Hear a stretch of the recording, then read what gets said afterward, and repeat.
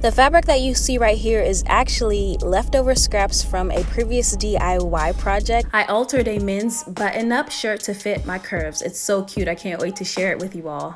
With that being said, I wanted to create a mask to go along with my top.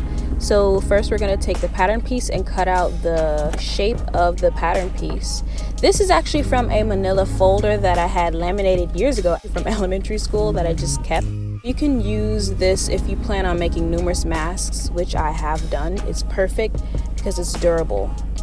For this project, I prefer using the manila folder as my pattern piece versus using just regular paper because I know over time it will create wear and tear. When cutting out the layers of your mask, make sure that at least one of the layers is a contrasting color. Two of these layers are going to be orange and one is going to be cut out in a white fabric from an old t-shirt that I had. You will see in the following segments of this video. And once again, I'm just going to smooth out any edges that don't quite look good. Try to make sure the fabric is lined up. And you see, you have the two layers. Now what I'm going to do is cut down the center of the fabric. And this is important, you will see later on in the video. So watch the video fully so you don't miss anything. If you are curiously anxious to know how many pieces you should have by the end of all of this cutting, you should have 6 pieces to sew together. Now I'm cutting out my final layer for my mask. This will be the contrasting color of choice. You can do any color that you like. I'm choosing white for this one.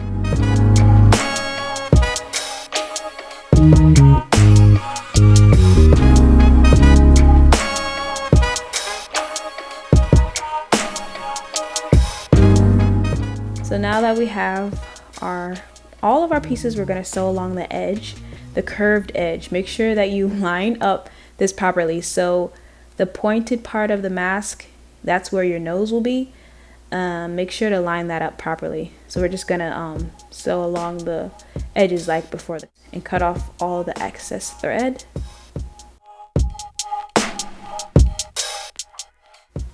And now you can see how it's forming a mask. Here's one layer. Here's the next layer, and then the white one is the third layer. This part isn't necessarily needed, but I went ahead and ironed out the seam so it could lay flat, but to me, I feel like it didn't make that much of a difference. This is due to the fact that I sewed too close to the edge rather than giving my project at least 1/3 inch seam allowance. It's not the end of the world and the mask is still gonna look nice, but if you are really concerned with ironing out that seam, make sure to use enough fabric where you can do that. And when I mean use enough fabric, just make sure that you don't sew too close to the edge. That's all I gotta say about that. We're almost there. I'm so excited. So for this part of the mask, you need to put the layers together with the right sides touching, otherwise known as the pretty side of the fabric touching, and use a straight stitch for this, with it being the tightest stitch possible. On my sheen, it's a 1, so I'm using a 1, and I'm using the stitch that looks like it's straight, no zigzag here. We're also going to sew as close to the edge as we can, and unfortunately for me, I didn't cut my pieces exactly as like perfect as I could have, but that's okay. Just make sure to line up the edges as much as you can, and then if you want to, you can cut that extra fabric off or leave it. It's going to be tucked inside of the mask anyway, so you don't have to worry about that part. The part that I'm sewing now is a part that's going to be touching your jaw. Now here's my third layer and final piece. We're going to sew on top like we did previously. So what you're doing is laying the right side down on the sewing machine. When you are sewing the pieces together, make sure that each one is the right direction. So one side of the mask is a little more pointy than the other one. Make sure all your layers look the same shape, otherwise your mask will fit lopsided.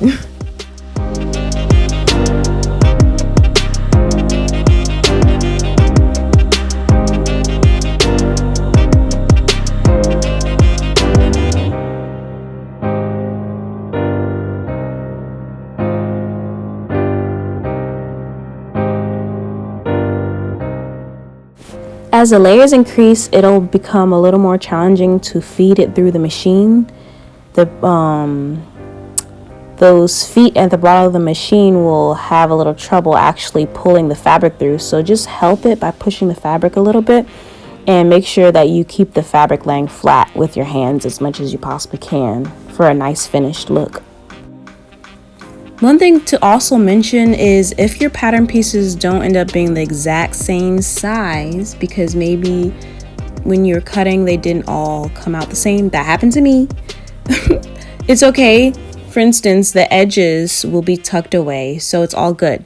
So right now I'm going to turn my mask inside out so you can kind of get an idea of what the finished product will look like. And I noticed that one side has a pretty side with the orange one, and then the white side actually looked like the inner part of the mask that I don't want to show.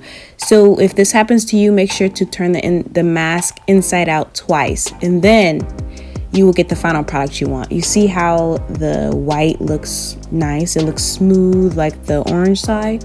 That's what we're going for. We want it to look like a complete finished product. We're now going to move on to my favorite part. We're going to attach the elastic finally. So what you're going to do is tuck in those ends and retrieve your elastic. You can find elastic from craft stores, from those disposable masks, those paper masks. They have really good elastic, and I actually did that because my elastic broke off of one of them before I got a chance to use it.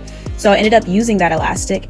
And you can also get elastic from fitted sheets. If you have any in the house that you don't really use anymore, just seam rip the elastic off of those fitted sheets. It's perfect for masks because that fabric from the elastic is a lot softer than some of the ones you can find fresh from the store, since it's been worn over time. But of course, get it new. It's fine. I'm just sharing some options you can use.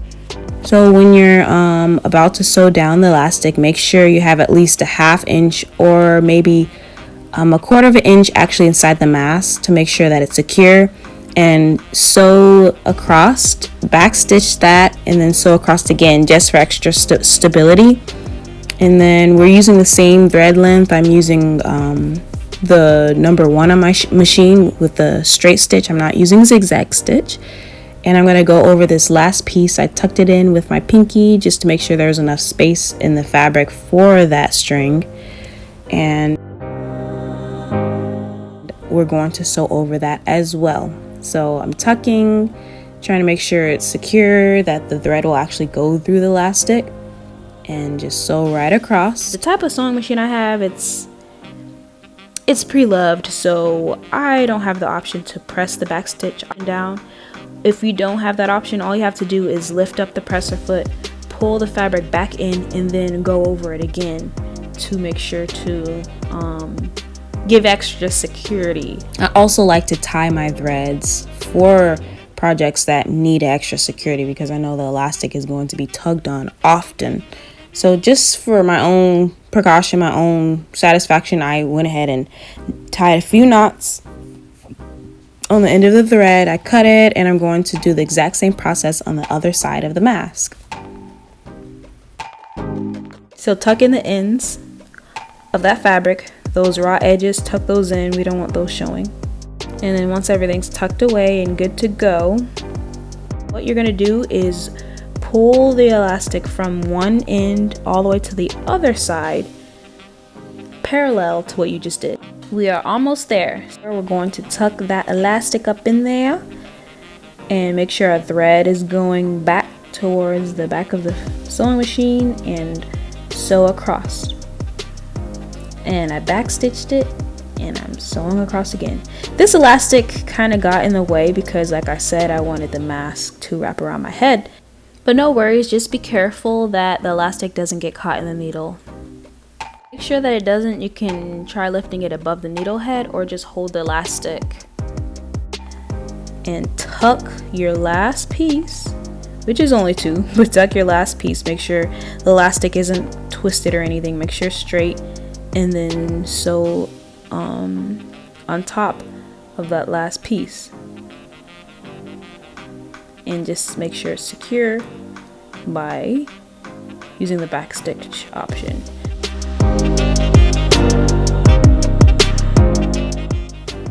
Yay, we are done. We made the mask. This is what it's looking like. this is what I mean by it fits behind my head. That's the style I wanted.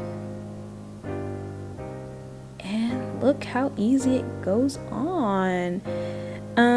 If you're interested in the dimensions of everything, comment below. I'll have it also in the description box. And this is what she's looking like. I'm protected. I have my 3 layers of cotton fabric, and we are ready to rock the world and be safe.